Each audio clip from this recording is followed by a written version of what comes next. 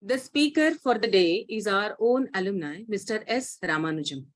I consider myself really privileged for getting an opportunity to introduce Sir. From 1965 to 1969, Sir had been a student of Poddar College. He completed BCom with Advanced Accounting, Accounts and Auditing, and also with Actuarial Science in 1970. He completed MCom with Statistics in 1971, along with CA and CWA in the same year. Sir also completed CS in 1973.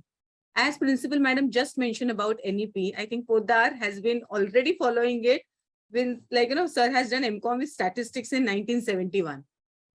During the college days, Sir had the privilege of being one of the initiators of Tamil Literary Circle with the blessings of late Principal G.P. Palekar. Sir, after passing out from the college, Sir founded a mature dramatic club. Late Principal Palekar Sir was gracious enough to be the chairman of ADC from its inception. In TLC and later in ADC, Ramanujam Sir was closely involved in staging of Tamil plays of varied genres in various parts of Mumbai as well as out of Mumbai. After serving for about 7 years in multinational companies, Sir served in an Indian company of Dilip Piramal Group for over 4 years. In 1983, he promoted the Spectrum Group, which operated in the fields of software development and data processing in various commercial segments. Further, Spectrum Group joined hands with InTime Share Services Private Limited, resulting in the formation of InTime Spectrum Registry Limited.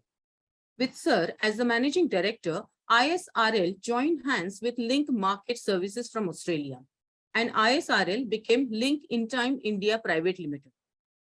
Though Sir retired from there as MD in 2013, the firm has continued its growth and success. I think this is what a true leader is, who create leaders so that the legacy continues.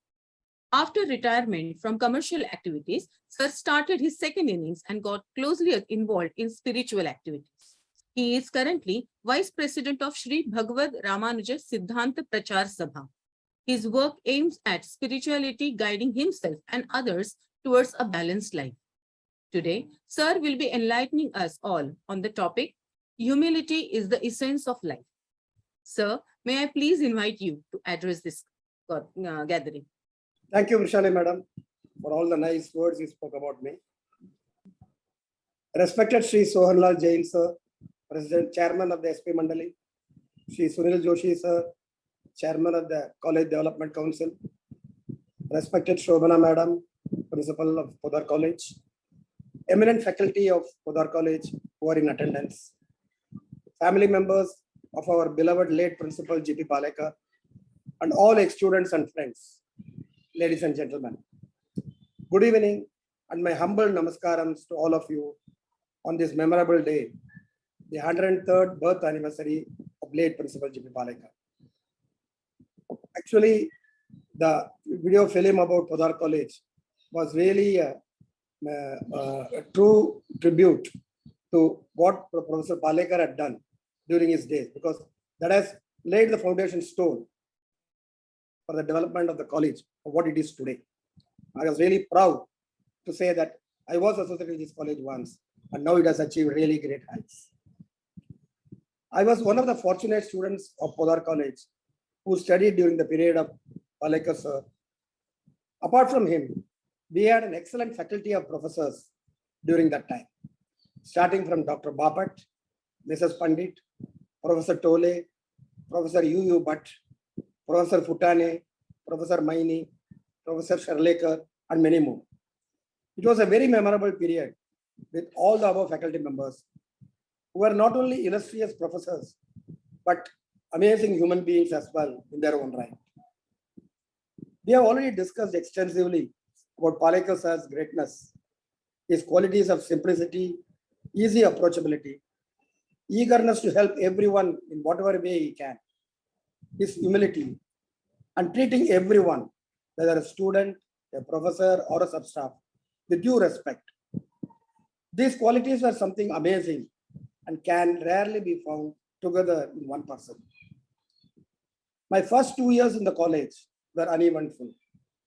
But in the third year, in my junior BCom, we, a group of friends of junior and senior BCom, decided to start a Tamil Literary Circle, TLC, We approached Palekar sir and he readily agreed. He approved a grant of rupees 250, very bountiful in those days. Free use of college hall for our play rehearsals, and sometimes even the ladies' common room when the hall was not available. He will definitely attend our programs and sit through our Tamil plays as a mode of encouragement to us. He used to ask the person sitting next to him about the storyline and try to understand the same. When our batch passed out of the college in 1969, encouraged by the decent level of success in Tamil dramatics, we decided to start our own organization under the banner Amateur Dramatic Club, or ADC, a registered public charitable trust. The kind of interest Palekar sir showed in our TLC led us to approach him to be the president of our new organization. And to our pleasant surprise, he readily accepted the same. Not only that, he used to attend our plays in Shanmananda Sabha Auditorium and also used to preside over the functions and welcome the chief guest for the occasion, etc. Apart from this, after my prelims in the senior BCom, to my great surprise, he had called me personally to his room and offered a free library card where I can borrow 3 books at a time for indefinite period, since he expected high marks from me in the senior BCom examination. On the results day, in those days, the results used to appear in the newspapers and we had to collect the mark sheets from the college. When we went to the college, Palekar sir himself was standing with the mark sheets on the first floor counter. It used to be called Swadeshi stores in those days. When we were trying to find out who had come first and second, he asked us to guess. We mentioned 3-4 regular toppers' names. He kept saying no, no, again and again, without revealing the names. And we finally hit on the first ranker's name. The same process continued for the second ranker. And when we finally gave up, he smilingly said, "It's you," which came as a real surprise to me. We really enjoyed the light-hearted way in which he was answering us without revealing the names. Coming to the topic of the day, I have to admit that there cannot be more apt topics for Palekar sir's memorial lectures than the topics selected in the last year and this year. Joy of giving and humility is the essence of life. I have to say kudos to Dr. Shobana Madam or whoever chose the topics, since I would say Palekar sir not just practiced these maxims, but he actually lived the same throughout his life. Despite his very modest background, he enjoyed giving in the true sense to everyone who came his way. And we can definitely call him the embodiment of humility in the real sense. I feel greatly honored and humbled at the same time for being invited to speak today. Honored because of the occasion and humbled because I know for sure there are many more ex-students who are bigger achievers than me, who are better speakers than me, and who are more deserving to be called for such an occasion. But having been invited, with all humility, I'll make a sincere attempt to cover this topic to the best of my ability. The dictionary definition of humility says the quality or condition of being humble, modest opinion or estimate of one's own importance, rank, etc. Humility means the state of being humble. Both humility and humble have their origin in the Latin word humilis, meaning low. Unfortunately, in the present day world, humility is one of the most eroding values. That is because it is grossly misunderstood, mistaken, and misinterpreted in the light of a short-sighted view of life by many, and by materialistic current-day lifestyle standards. Ironically, as a consequence of this wrong view, humility is also trending to be seen as a weak character and even a negative trait, whereas really it is not so. Humility is not always acknowledged as a relevant trait to possess, but it is in fact a remarkable character strength. Some believe that humility is having low opinions of yourself, low self-esteem, and lack of confidence. It is in fact the opposite. Humility is having the self-esteem to understand that even though you are doing well, you do not have to brag or gloat about it. Humility is the ability to view yourself accurately as an individual the talents as well as flaws, while being void of arrogance and low self-esteem. Benefits of being humble. It is important to stay humble because having humility not only helps you develop a more kind approach to interacting with others, but it also influences how you perceive yourself and the world around you. Humility helps one extend more compassion and empathy to others. Those who practice humility are more likely to consider others' beliefs and opinions. This is most likely because humility offers the opportunity to become less self-involved and more attuned with the feelings of others. If you are able to be happy for others and their accomplishments and not be consumed by jealousy or self-pity, this can help you develop more positive relationships. Humility also helps in the development of self-growth and self-awareness because it allows one to rationally acknowledge ways in which one can improve himself or herself. Humility can produce more happiness, positive emotions, and well-being because a person has a clearer understanding of the self. They are able to be comfortable with who they are and who they are not. Humility can help develop a more profound and evolved outlook of the world and what is going on in it. Humility allows you to consciously be aware that not only you bring worth to this world, but there are many others in the world who also have a contribution. Humility is a religious virtue. There is a correlation between humility, positive well-being, religion, and spirituality. Humility is seeing divinity in everyone and everything. Humility is one value cherished and taught by most religious and spiritual leaders over centuries. Over millenniums, the Hindu Dharma or Hindu values emphasize humility as a basic and apex character trait to be cultivated by humans, not only for harmonious material world, but even for the absolute realization. In Sri Vaishnava Dharma or Sampradaya, of which I am a follower, every human being considers himself as subservient not only to Lord or Bhagavan, but also to Bhagavata, which means the follower of Bhagavan. That's the reason they avoid using the word I, since it is considered that even the use of word I will result in pride or ahankara in that human being, which needs to be avoided. They address each other as Adi and Dasan. This means that each one claims to be subservient to the other.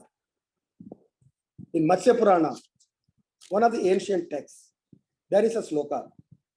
Bahavo vinayat brashta, rajanaga saparichadaha, manastas chaiva rajyani, vinayat pratipedire.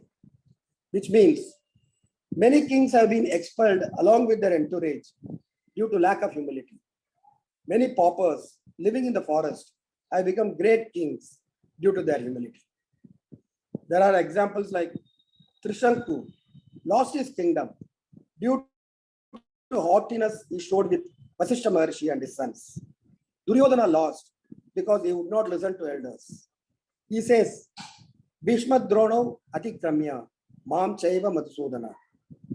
Duryodhana asked Krishna why he went to Vidura's place to have food, disregarding Bhishma, Drona, and even himself.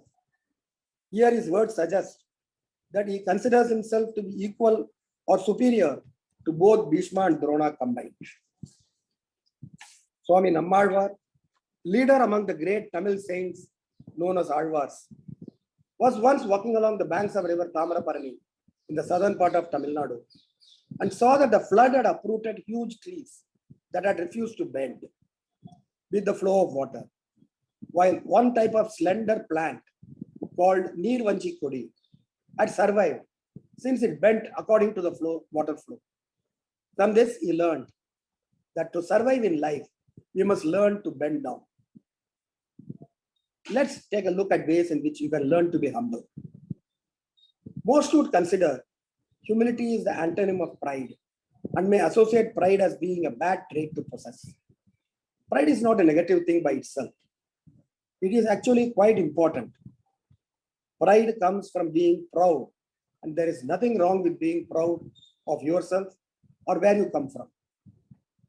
Taking pride in yourself, your culture, your achievements are great qualities. It is important to embrace who you are, what you have accomplished, and the journey it took to get there. Pride is appreciation of yourself and your beliefs.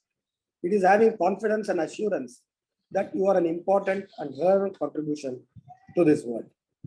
However, if pride becomes extreme, that is when humility is absent and a person may exhibit selfish behavior. If a person begins to think he is better than others and only makes decisions that depend on what's best for himself, then he is considered self-centered and prideful. Obsessive pride makes it difficult to be considerate to others or form genuine relationships. People who are too prideful may not notice or realize that there are areas in which they can improve on. Prideful people may also find it difficult to be self-aware when they are in the wrong. A learner's mindset is the only way to humility. Learn from everyone and everything. Acknowledging the achievements and accomplishments of others can help you move the focus of yourself a bit. Compliment people for jobs well done. Focusing on the feelings of others sometimes helps you get out of yourself more. We all need to hear from others every now and then that we are on the right track. So be the person that assures someone they are doing okay. But this doesn't mean that you have to be a pushover. Don't confuse humility with compliance. Holding people to high regard and consideration does not mean you must allow them to walk all over you. You should always stand up for yourself and what you believe and do your best no matter what. The point of humility is that you do not have to make someone feel worthless while doing so. This doesn't mean becoming a pushover though. Allowing others to take advantage of you can take a toll on your well-being. This also impacts an individual's confidence and can cause resentment. So be sure to consider yourself while considering others. Humility is a value taught by our religious texts and teachers, practiced by them, and also followed by our earlier generation, and even the iconic great people in recent times. However, it is becoming one of the values which are fast eroding in the present day commercial practical world. It has become a value most misunderstood, whereas it is a positive value enabling growth and success even in the present day modern world. Unlike material products, humans are not given a price, but a value. This value is a sum total of the ethics, morals, and human values they practice. All of these are interlinked, intertwined, and impact human life in leading a harmonious life within and without. Humility or humbleness is being modest and unpretentious. Being humble is not knowing you are humble. Don't look up to someone or look down at someone. That is a sign of an arrogant mind. Humility is not craving for honor from others. India teaches greatness and power coexist with humility. In India, even the greatest kings were humble. Ancient rishis, who had the greatest knowledge, were also humble in their character. Epics also narrated how some of them were made to understand the value of humility by apt actions of the wise men, gods, or rulers. Lord Shri Rama is seen as the epitome of humility. Mahatma Gandhi was always advocating humility. In the very recent period, APJ Abdul Kalam, the former president of India, who was also a world-renowned scientist, was a perfect example of achieving greatness by humility. The Indian way of greeting and respecting elders, scholars, and great people is to bow our head or even prostrate before them. That is humility imbibed in daily life. The Western lifestyle also follows the taking off of the hat and mildly bending one's head. Indian tradition and culture is rooted in humility. We have multiple stories where even our gods are portrayed with human emotions of envy, pride. We don't believe in one single way to reach God. Each way is as good as the other. We have a culture of looking inward and trying to improve ourselves.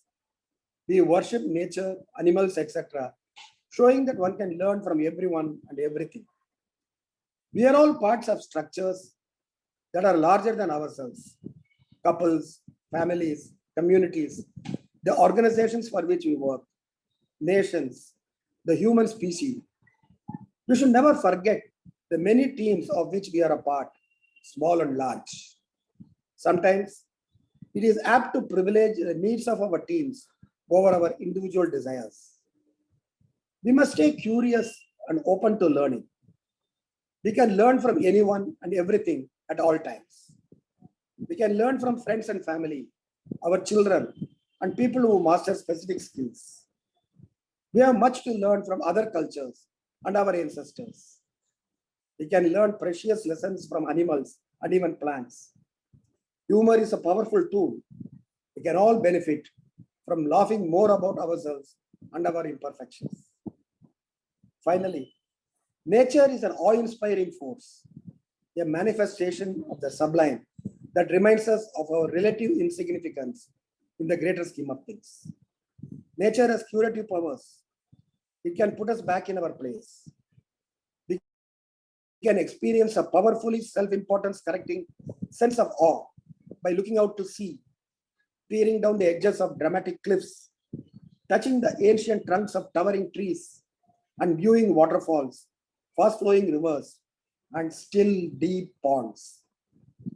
We can feel humbled when we are reminded of the force of the elements, battered by strong winds, drenched by the heavens, or when we see zigzagging lightning light up the night sky.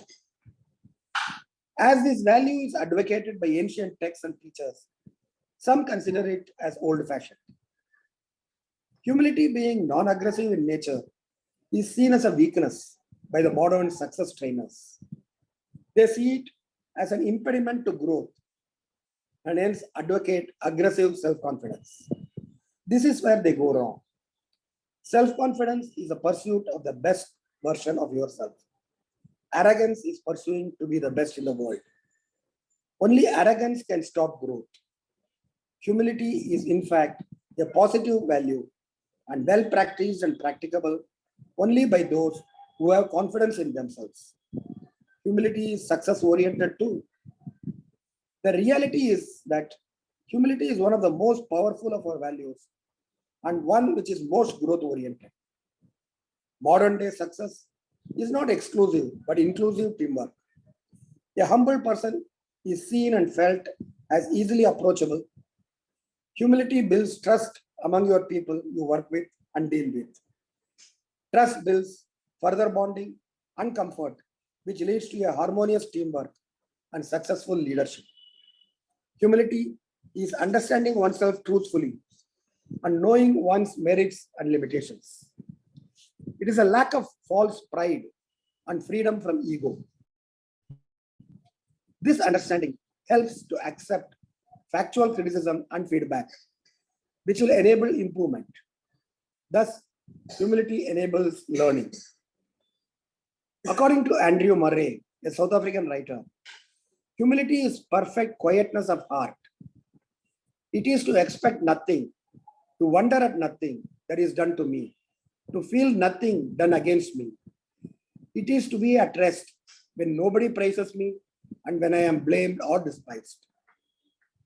Humility makes one accept true criticism, apologize willingly when needed, strengthens him to accept responsibility and accountability for own actions, prepares him to compete with himself to improve and not to compete with all others around. Humility leads to prosperity.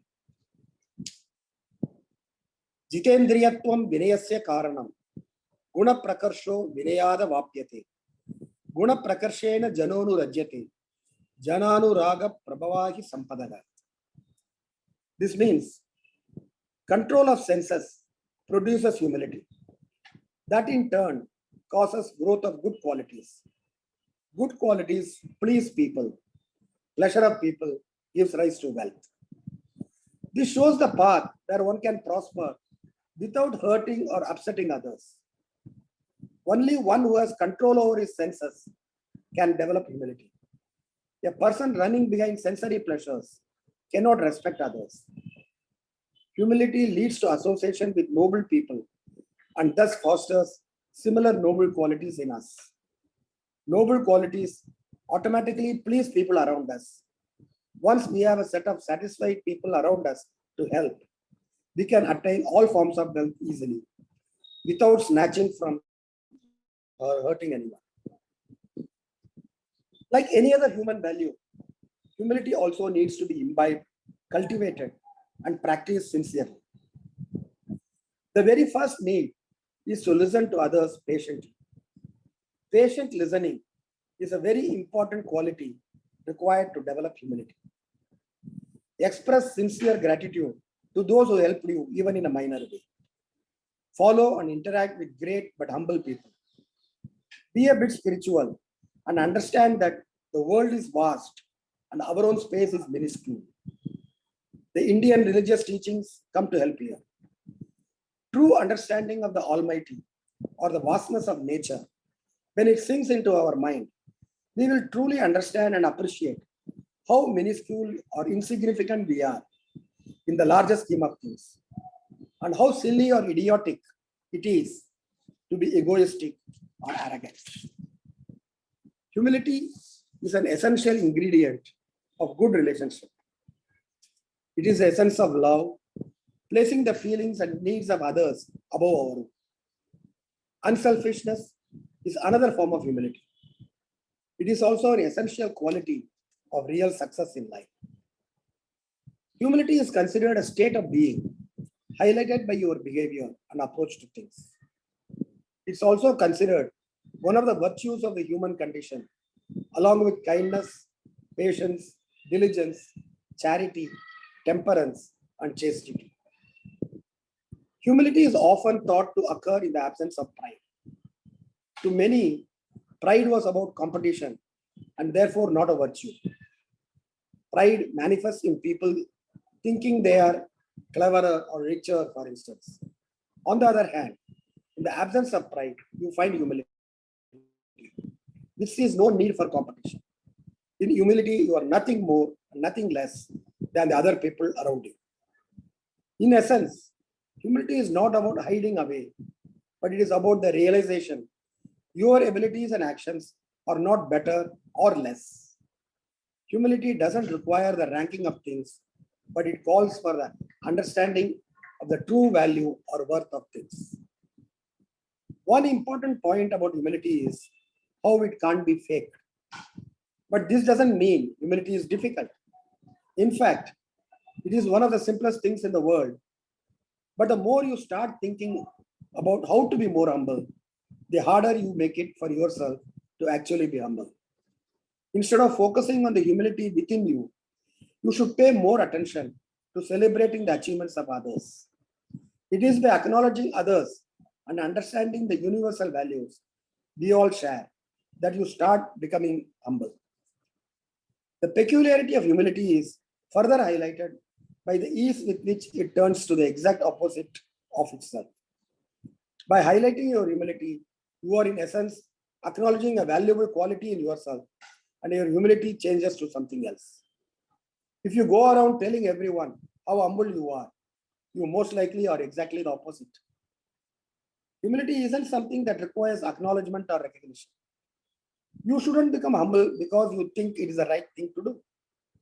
Humility comes from within and from your own acknowledgement. You aren't any better or any less than other people. Let us talk about humility and leadership. To possess self-confidence and humility at the same time is called maturity, says Jack Welch, former CEO of General Electric. While the religious traditions still holds true in modern society, humility is not only viewed through the religious lens. Humility has become a central theme in discussions about leadership as well. The popular notion has long been that you have to step up and be a bit boastful in order to get ahead. Big sporting stars talk about their own abilities with pride and arrogance. There are also leaders and celebrities who focus on their greatness. These types of leaders highlight what they have done and achieved, boasting about their past and future accomplishments. I'm sorry. But is humility a bad quality in leaders? If we examine it through science, the evidence is startling to be evident. Humility makes you a better leader. In a study by the University of Maine, researchers found out that humility was the most strongly linked personality trait with helpfulness. Furthermore, the study found humility didn't just make people more helpful, but also ensured they enjoyed better work ethic, generosity, and reliable relationships. According to evolutionary scientists, the trait which requires a person to put others' needs first has survived because humans have always required cooperation to survive.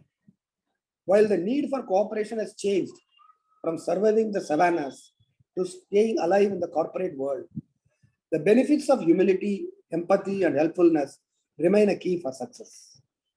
This ability to put your ego on hold and to empathize with other people has been further linked with good leaders. In 2014, scientists studied 1,500 leaders and their employees. The big headline finding of the study concluded, humble leaders get more commitment. The study found that a leader's ability to demonstrate strong self-insight and humility provides them with a proactive approach. Furthermore, when employees experience this type of leadership, they are more committed to work. The ability to put yourself in other people's shoes and to appreciate the deed instead of the position can help in gaining more trust. Trust, in turn, is essential for the creation of good teams. In essence, a good leader should understand that a bigger paycheck or a fancy title doesn't necessarily mean you are more valuable to the organization than the other employees. Greater humility in leaders can help them to listen to other opinions and viewpoints, which will help them lead better. How to practice humility? Considering how humility can be a helpful trait to possess, it's useful to train your ability to be humble. In the era of social media, which feeds your ego, regular exercise in humility is worth trying. Learn to value the deed itself. As explained above, humility doesn't mean you need to shy away from responsibilities or stop doing things that might provide you the recognition amongst colleagues or friends. But instead, you must start understanding the value of the action itself. Don't think good actions as vehicles for receiving more fame or recognition. On the other hand, don't hide away from good deeds just to avoid the spotlight. But consider the action and what value it provides others. As a great innovator, Henry Ford said, coming together is a beginning. Keeping together is progress. Working together is success. Do the expected without boasting about it. Stop competing over achievements. Finally, you can exercise humility by letting go of competition. Not all competition, but specifically the competition over achievements. Competing over achievements is linked to the excessive pride discussed earlier, that I am richer, better, cleverer, etc.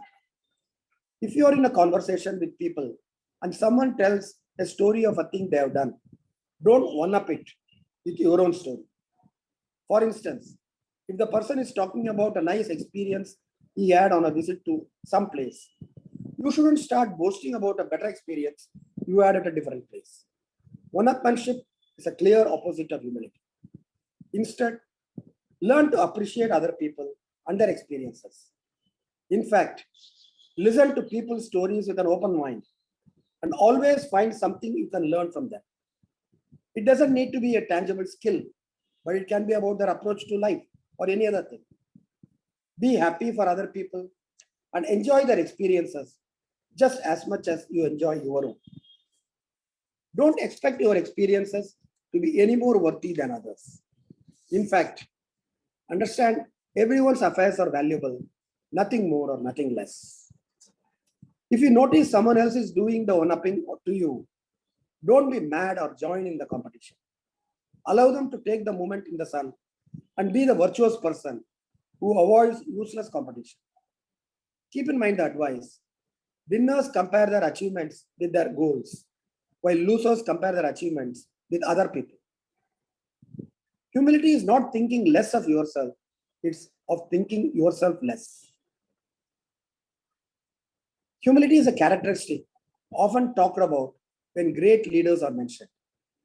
Philosophers have praised it since the early dawn of humanity, and religions around the world are eager to teach the value of it. Yes, it is a tricky virtue, one that can quickly take a different shape if you aren't careful with its application. Humility can be exercised every day through simple actions, by focusing on other people, by examining your inner strengths and weaknesses, and by being aware of the common value we all have, no matter what our role or position. Humility while being powerful. Humility of those who are weak is no great attribute. They are so because they cannot afford to be arrogant. Humility is most supreme when it is shown by one who is all powerful. The best example here is Hanuman. He has many forms as Veera Anjaneya in many temples. But when standing next to Rama, he is always Vinaya Anjaneya. Rama hears Hanuman speaking for a long time and then praises him as follows. Nandrik Veda Vinitasya, Nayur Veda Darinaga, Na Sama Veda Vidushaga, Shakyamevam Prabhashitu. Such beautiful rendition is impossible for one who has not learned humility by reading in the Rig Veda, one who has not retained the whole Yajurveda, or one who has not mastered Samaveda. There cannot be a better praise for anyone, that too coming from none other than Shri Rama. If leadership has a secret sauce, it may well be humility. A humble boss understands that there are things he doesn't know. He listens not only to his superiors, but also to his juniors and assistants. How to unlink yourself, your self-worth from your work. Nobody knows everything. It is impossible to have all the answers to every issue that arises in your team. And acting like you do won't do you any favors. That's not to say you shouldn't display confidence as a leader. It just means that you need to temper your confidence with humility. As Edge Consulting founder, Orly Maravankin writes, humble leaders know they don't have all the knowledge or answers. Therefore, they actively listen to learn. They also know their own limitations, and that self-awareness helps them get better. Here is why humility is so essential to effective leadership and to business in general, according to members of Forbes Coaches Council. While other-orientedness is a core interpersonal feature of humility, Tangney, an Australian politician, has identified 6 intrapersonal aspects of humility. A willingness to see ourselves truthfully, an accurate perception of our place in the world, an ability to acknowledge our mistakes and limitations, openness, low self-focus, an appreciation of the value of all things. Humility as a character strength. As a character strength, humility can be viewed as the opposite of pride, arrogance, and an inflated sense of our importance and talents. It is based on a fundamentally caring and compassionate attitude towards others. Finally, we may also think of humility as a specific mindset. After all, it is a crucial aspect of what Carol Dweck, an American psychologist, has described as the growth mindset. In Dweck's framework, humility entails not just admitting our shortcomings, but actively seeking to overcome them. It is about a general readiness to learn best practices from others and learn from our failures. Humility is therefore intricately related to learning and teachability, a way of being that embraces constant self-correction and self-improvement. Why is humility important? A humble mindset has significant positive effects on our cognitive, interpersonal, and decision-making skills. Humility is directly related to our ability and willingness to learn. Humble people are better learners and problem solvers. Humble students who are genuinely open to feedback often overtake their naturally more talented peers who think so highly of their own abilities that they reject all advice. Some studies have found that humility is more important as a predictive performance indicator than IQ. Humility in our leaders, moreover, fosters trust, engagement, creative strategic thinking, and generally boosts performance. Humility is also related to a general increase in positive emotions. Moreover, humility fosters self-forgiveness. How to practice humility? We need to begin by developing an accurate understanding of our strengths and weaknesses. Then we must own our imperfections. When we do, we no longer have to waste our energy hiding them from others, but can instead seek to learn to live with them productively or even to overcome them. Paradoxically, a stubbornly low opinion of ourselves is also in contradiction to a humble view of ourselves. Extremely low self-esteem, just as a narcissistic overvaluation of our talents, lacks accuracy. It is just an inverted form of self-obsession, another way of fixating on ourselves rather than directing our attention towards others. Although we are the subject in our world, we must remember that we are an object in everybody else's world. We are not the center of the universe. This includes adjusting our perspective. Our woes and desires become even more insignificant the more we step back from them and consider the bigger picture. Our time on this planet is limited. Our works and achievements are transient. Tips for raising a humble kid. Children learn by copying. The most effective way to teach children humility is by modeling it ourselves. We can show them what humility looks like in action daily. While seeking to foster healthy self-esteem, we should not overinflate children's sense of importance, nor should we twist their view of their own talents. This is a very tricky balance to strike. We can approximate this ideal by trying to praise effort over results and by fostering a growth mindset.